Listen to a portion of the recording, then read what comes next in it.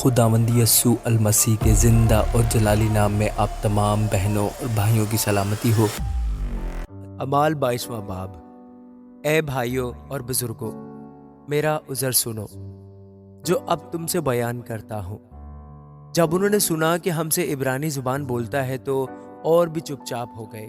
بس اس نے کہا، میں یہودی ہوں اور کلکیا کے شہر ترسس میں پیدا ہوا، مگر میری تربیت اس شہر میں گملیل کے قدموں میں ہوئی اور میں نے باپ دادا کی شریعت کی خاص پابندی کی تعلیم پائی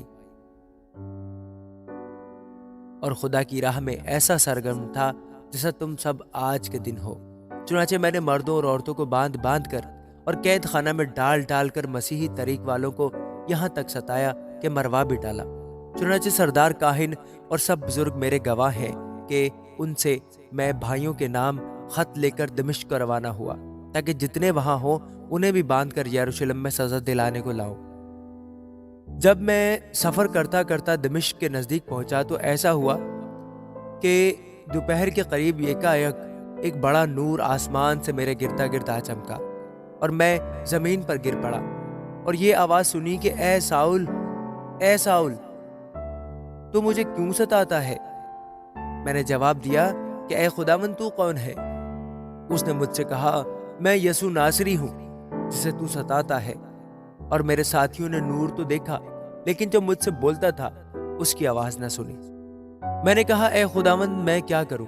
خداوند نے مجھ سے کہا، اٹھ کر دمشق میں جا، جو کچھ تیرے کرنے کے لیے مقرر ہوا ہے وہاں تجھ سے سب کہا جائے گا۔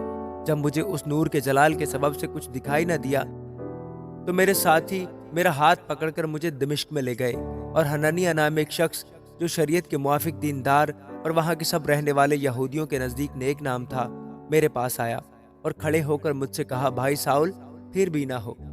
اسی گھڑی بینا ہو کر میں نے اس کو دیکھا۔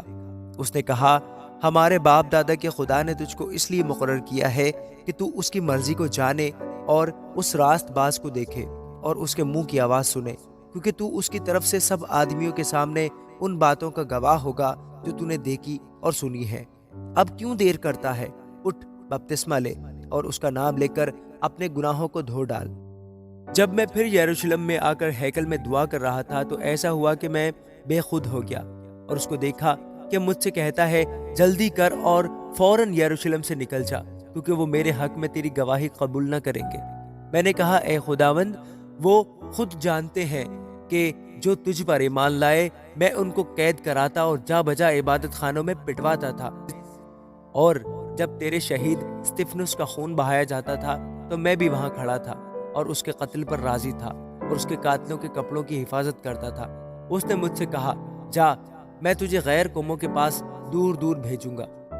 وہ اس بات تک تو اس کی سنتے رہے، پھر بلند آواز سے چلائے کہ ایسے شخص کو زمین پر سے فنا کر دے، اس کا زندہ رہنا مناسب نہیں۔ جب وہ چلاتے اور اپنے کپڑے پھینکتے اور خاک اڑاتے تھے تو پلٹن کے سردار نے حکم دے کر کہا کہ اسے قلعہ میں لے جاؤ اور کوڑے مار کر اس کا اظہار لو، تاکہ مجھے معلوم ہو کہ وہ کس سبب سے اس کی مخالفت میں یوں چلاتے ہیں۔ جب انہوں نے اسے تسموں سے باندھ دیا تو پولس نے اس صوبہ دار سے جو پاس کھڑا تھا کہا، کیا تمہیں روا ہے کہ ایک رومی آدمی کے کوڑے مارو اور وہ بھی قصور ثابت کیے بغیر؟ صوبہ دار یہ سن کر پلٹن کے سردار کے پاس گیا اور اسے خبر دے کر کہا، تو کیا کرتا ہے؟ یہ تو رومی آدمی ہے۔ پلٹن کے سردار نے اس کے پاس آ کر کہا، مجھے بتا تو، کیا تو رومی ہے؟ اس نے کہا، ہاں۔ پلٹن کے سردار نے جواب دیا کہ میں نے بڑی رقم دے کر رومی ہونے کا رتبہ حاصل کیا۔ پولس نے کہا، میں تو پیدائشی رومی ہوں۔ بس جو اس کا اظہار لینے کو تھے فوراً اس سے الگ ہو گئے، اور پلٹن کا سردار بھی یہ معلوم کر کے ڈر گیا کہ جس کو میں نے باندھا ہے وہ رومی ہے۔ صبح کو یہ حقیقت معلوم کرنے کے ارادہ سے کہ یہودی اس پر کیا الزام لگاتے ہیں، اس نے اس کو کھول دیا اور سردار کاہن اور سب صدر عدالت والوں کو جمع ہونے کا حکم دیا اور پولس کو نیچے لے جا کر ان کے سامنے کھڑا کر دیا۔